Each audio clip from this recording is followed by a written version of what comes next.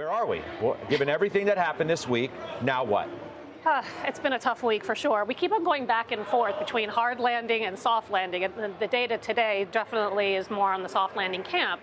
I mean, we've been talking about for years. The strength of the economy is jobs and its wages. And we got 3 job reports this week. We had the ADP, we had initial claims, we had non-farm payrolls, all beat expectations. That's good. Wages, though, also going higher across the board. 4.4% today in the non-farm payroll numbers, 6.7% in the ADP numbers. So the wage story remains, right? That's the problem, because that's what the Fed is looking at. They want that to come down, and it's not coming down. It's very sticky. So you asked, has anything changed? No, nothing's changed. The Fed is going to continue to keep rates where they are. The one thing, yesterday, there was a 50% chance the bond market was pricing in, a 50% chance of July. 60. All right, I saw 50.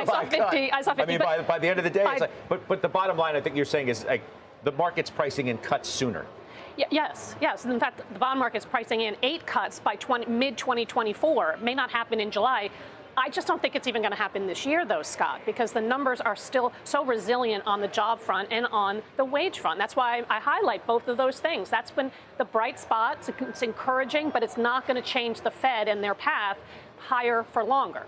We'll see what the regional bank story, Rob, does on that very question, whether that changes the Fed. I mean, it's tempered the optimism from even the most bullish of people, like Tom Lee, for example, of Fundstrat, who says he still sees good risk reward.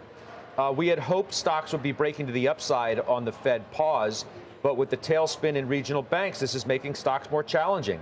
In our view, we still see good risk reward, but the timing's been pushed out. Is that fair? I think that is fair, because financial stability matters. But, you know, the notion of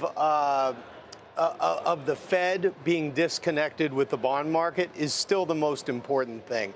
As Steph pointed to, jobs critical. You kind of had a report today that was a little bit like Goldilocks. It kind of took recession off the table, but it keeps the Fed engaged, just not to the degree that maybe they indicated they would be engaged. I think that's temporary. I actually think markets are extended, valuations are extended. You can't be incredibly negative yet, because I don't want to price in the recession that hasn't arrived yet. But you have to temper your enthusiasm about price, about what's going to happen to earnings. Earnings have come in at down 4% for the first quarter. Markets were anticipating 8%. That's why we're residing at the top end of this range, Scott.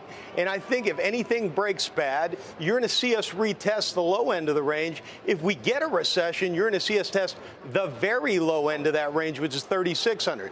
Don't get it. Get a slowdown 3,800, but pushing above 4,200 is going to be really hard. I mean, Tom Lee also, Jason, says it's a tough time to argue adding risk. I mean, you can say, you try to lay out all the reasons, but as long as you've got regional bank uncertainty, now you're obviously getting a massive bounce today and a lot of 100%. Short covering. Some of these stocks are up 70%. I looked earlier. I was like 70%.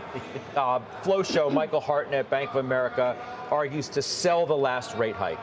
They've seen the largest weekly outflow in 9 weeks, the biggest outflow from growth funds in 10 weeks, and they believe a U.S. recession is now imminent. So play that card for me and tell me where it gets us. I mean, it's an interesting call. I mean, I'll piggyback off a lot of what Steph already said about, you know, the labor numbers that we saw today. I mean, 3.4% is a 50-year low, you know, as far as labor is concerned.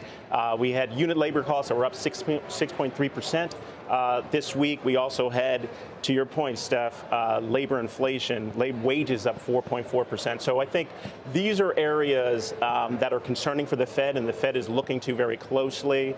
But again, 3.4% in terms from a labor force perspective is still strong.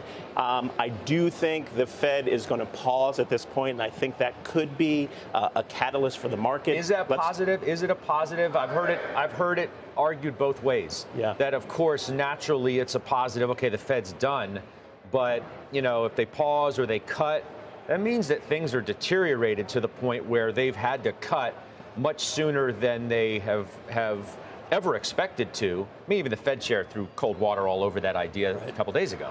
So I think it's what they said in the presser is they're going to be data dependent. So I'm not really excited about a cut at all. And to your point at the top of the show, 60%, pricing in July of a cut. I don't think that's the right move at all. Let's see what the lag effect of all the policy that's happened over the last year and some change, 500 plus basis points in policy moves. So let's see how that goes. And let's see what the CPI is next week and the PPI, right? So we're going to get a lot of data next week. You know what's interesting though, Scott?